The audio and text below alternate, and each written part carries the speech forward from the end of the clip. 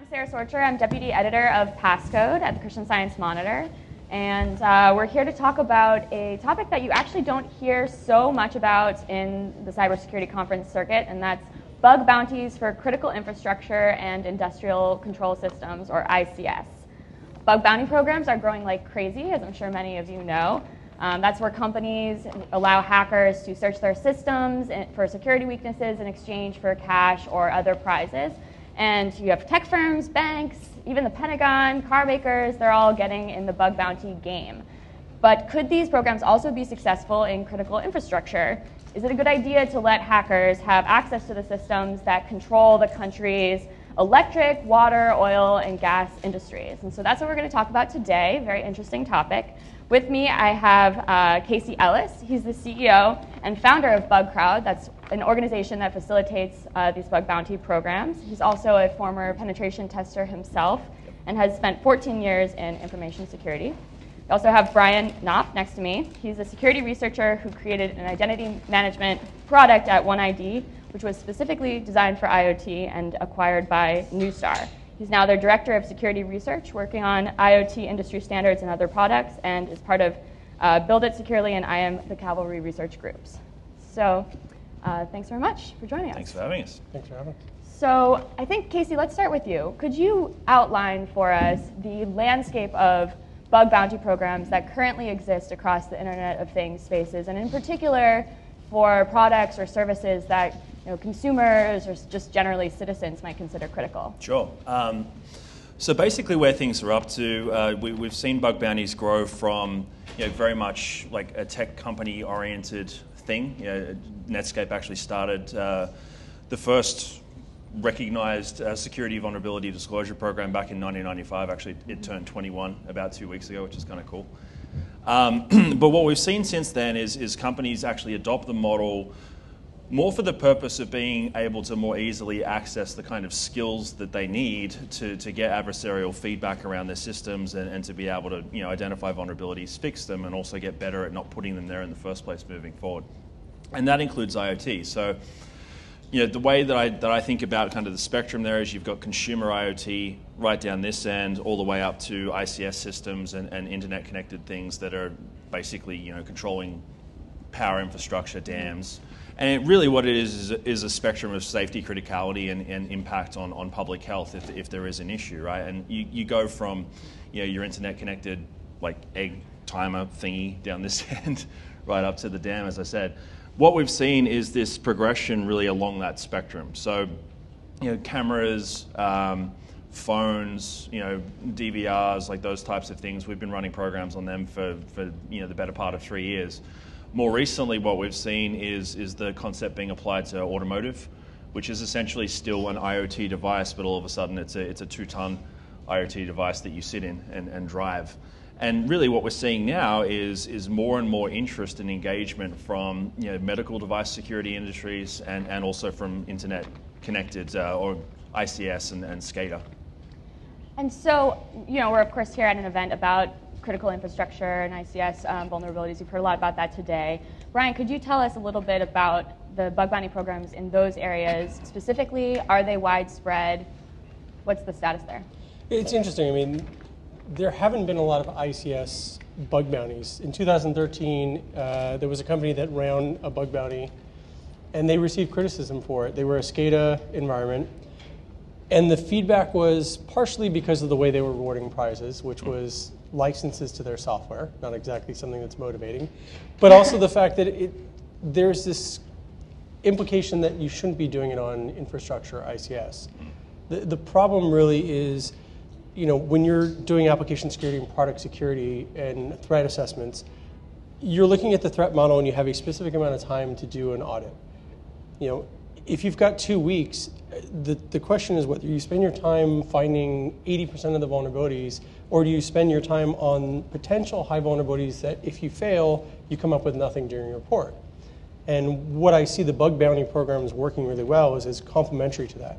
You run your application security programs internal, you're looking for as much of the threat model as possible, and then you're using these experts that specialize in particular techniques that will come in and either compromise the hardware, other memory techniques, and they'll find those higher vulnerabilities, but you still get a better coverage. And you're someone who's participated yourself in bug bounty programs in IoT, and you then moved on to more of the ICS space. Could you talk maybe about one or two examples that you personally have seen in your research? More story time. And yeah, I mean, maybe that might help give an example of, we heard from Ralph Legner earlier who said, you don't have to be this kind of super hacker to be able to access these problems in critical infrastructure, and maybe you can illuminate for us some of what he means by that.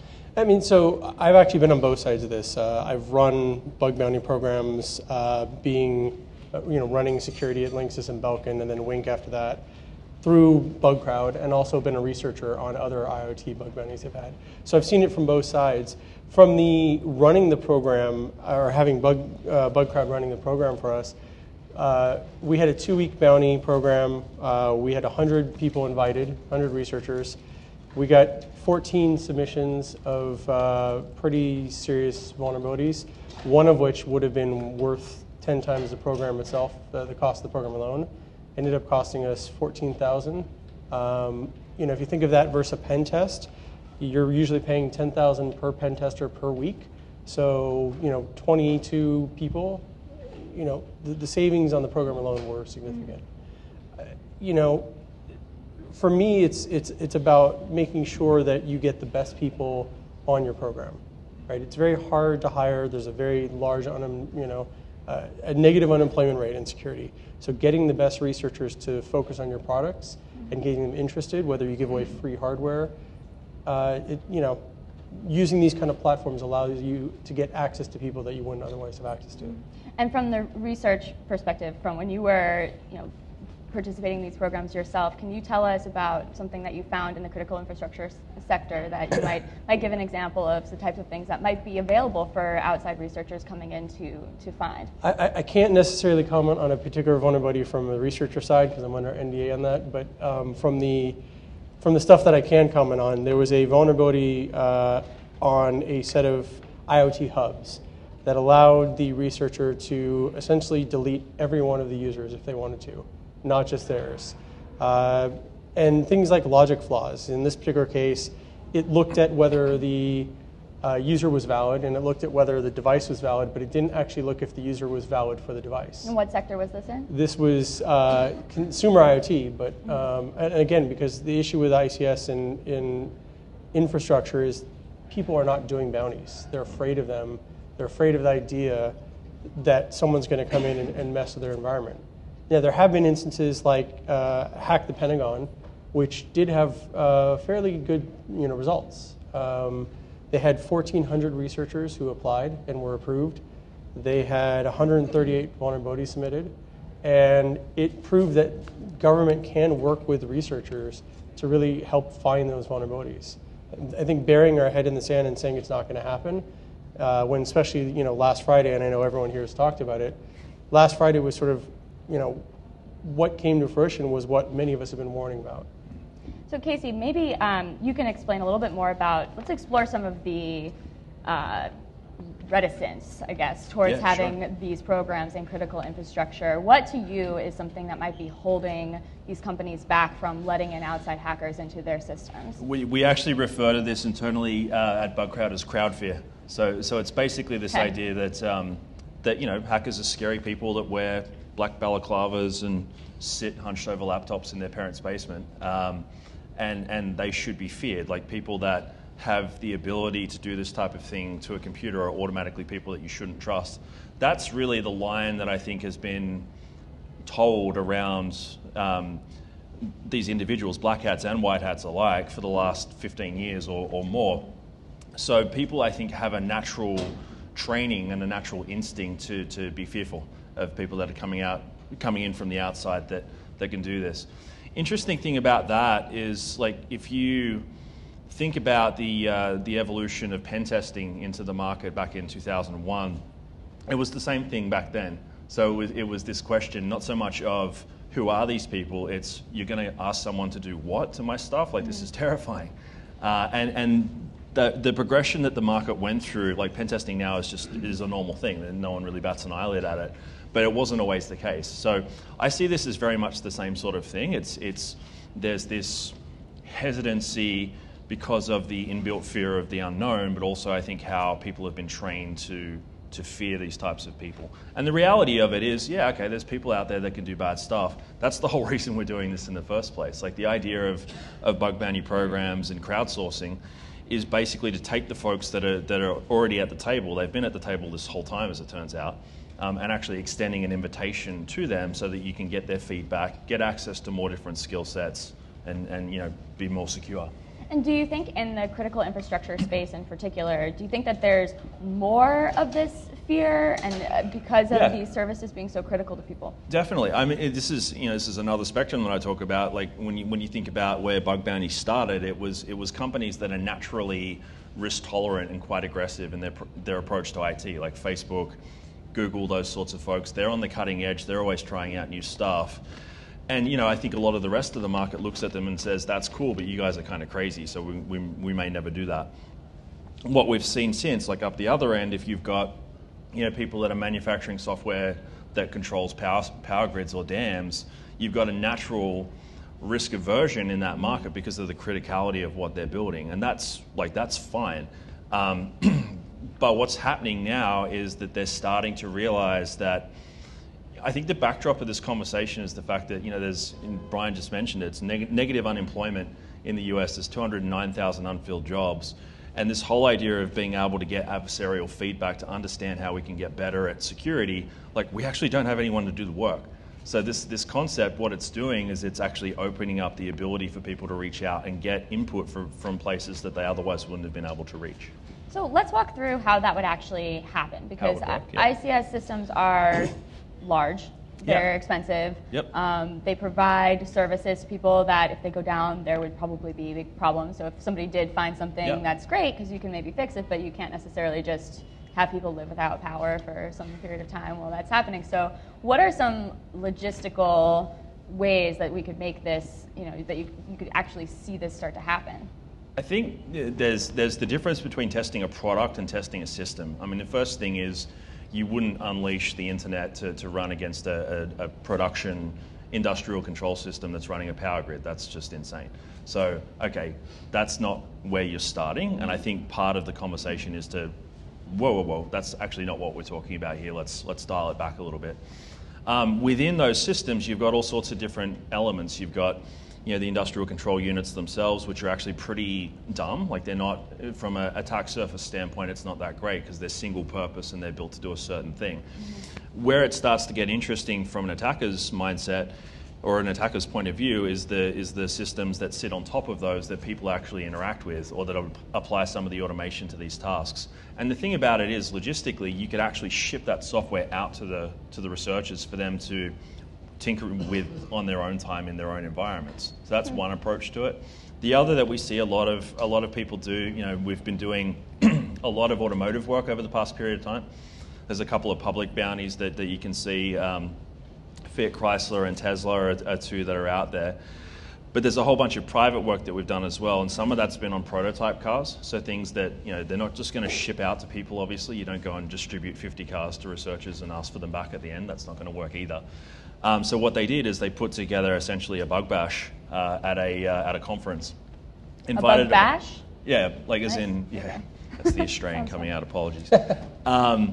Invited a bunch of people into a room, created a privileged environment under non-disclosure, all the same sort of controls as you'd expect if you were inviting in, say, a third-party consultancy, and got it to work like that. I think for ICS programs, there's really nothing stopping people from applying that same sort of thing. Okay, we're not going to test against production because production is critical in its impact, but what we can do is stand up things in a way that we can actually give people access to, in person, over VPN, whatever else, and basically test against staging. Yeah.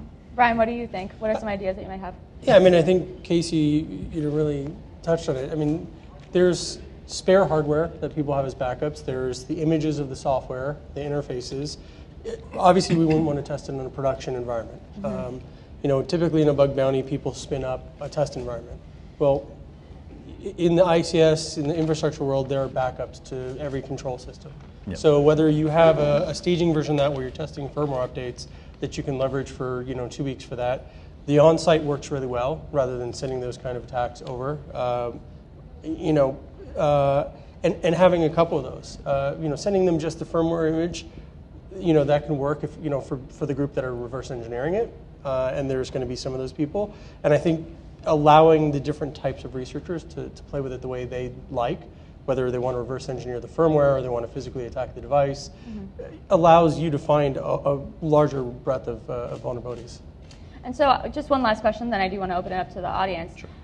We touched on the idea of negative unemployment and how there are not, so many people who are, available for all the jobs that are out there. Yes, one, are there enough people who are skilled in ICS systems specifically to take advantage of programs if they were to proliferate?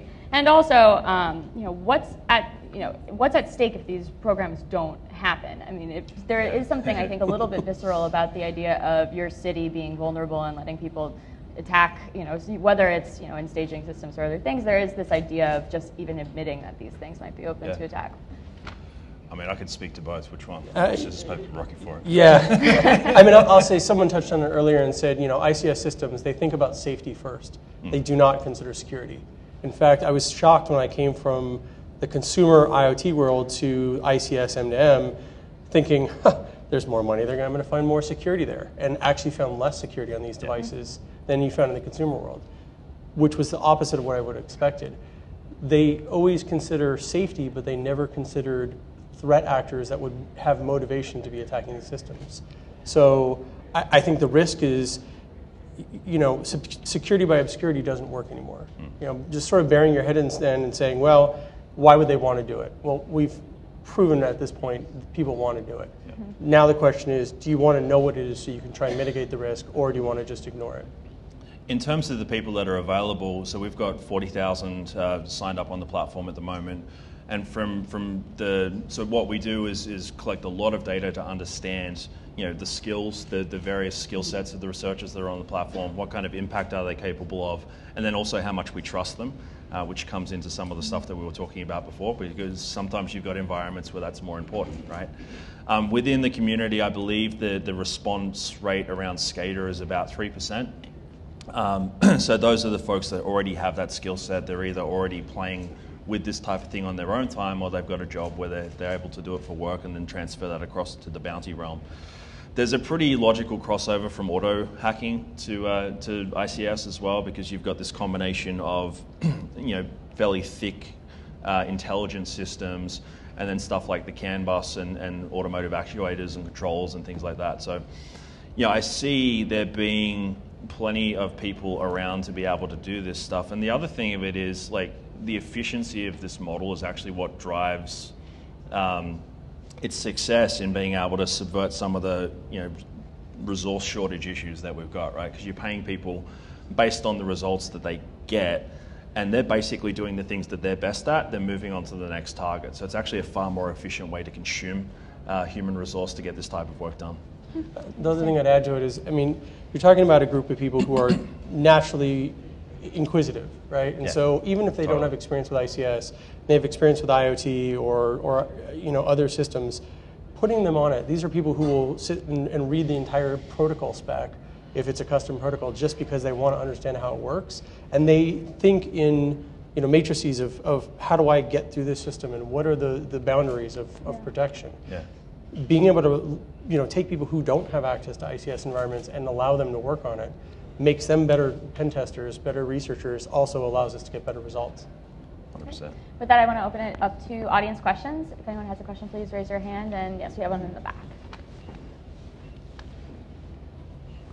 Hi. Right now, there's not a lot of incentive, I don't think, for guys to actually report bugs.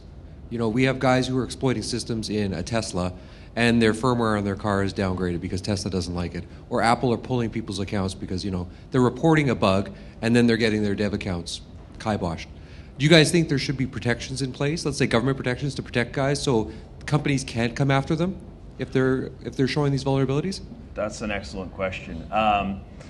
There needs to be a balance struck between organizations having the legal and I think the civil legal and also the criminal legal ability to have recourse against actual bad actors, right? So just saying, no, everyone's cool to do this, it's fine. I think it's pretty easy to remove those protections if you do that. So there has to be a balance struck there. But to your point, there is a lot of negative reaction to this stuff. There has been in the past. I think there's a couple of things that are going on at the moment, like the NTIA working group around how do we actually deploy this stuff across the federal policy landscape and then down into corporate. Some of the stuff that the cavalry's doing, the work that Katie Mazuris has done with the ISO standards, and basically just normalizing this concept across the board so that the expectations are aligned. Like the biggest cause of failure in these programs, and I think this has historically always been the case, is when the expectations are misaligned. So the researchers are coming in expecting some set of behavior, or the vendor is expecting a particular set of behavior, and for some reason that just gets kind of out of whack. That's when that type of thing happens. That's very much a feature of the old world when it comes to this stuff, and I do think we're evolving, which is good. It also is how you deal as a company with the researchers, right? I mean, if you treat them with respect as opposed to why would you touch the system? Yeah, 100%. That reaction changes very fast, that initial contact with them. And when you see support people respond with sort of harsh tone, a lot of the researchers kind of get taken back and then respond harshly in kind. And that's where you see mistakes made where people go, oh, well, I'm going to grab this data to show that I have this vulnerability, which is that line that you can't cross. Yeah. And so making sure that the interaction between companies and researchers is a mutual respect one, that changes the game a lot. Any other questions? This is Josh Corman.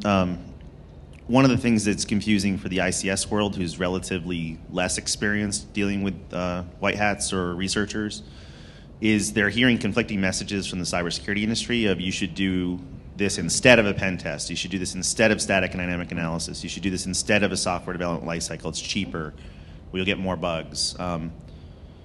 And one of the things we find in the NTI working groups on the safety critical working group is that for these safety critical ones, starting with a cash reward may actually give you a very high volume that you're not necessarily prepared for. So if you look at a maturity model of I've never done anything with a researcher before, how would you place bug bounties and coordinated disclosure programs in that maturity cycle so they don't get ahead of themselves? Sure.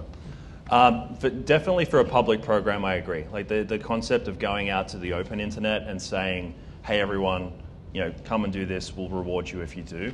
That's something that only organizations with most, if not all, of the rest of best practice SDLC in place, is appropriate for them, right?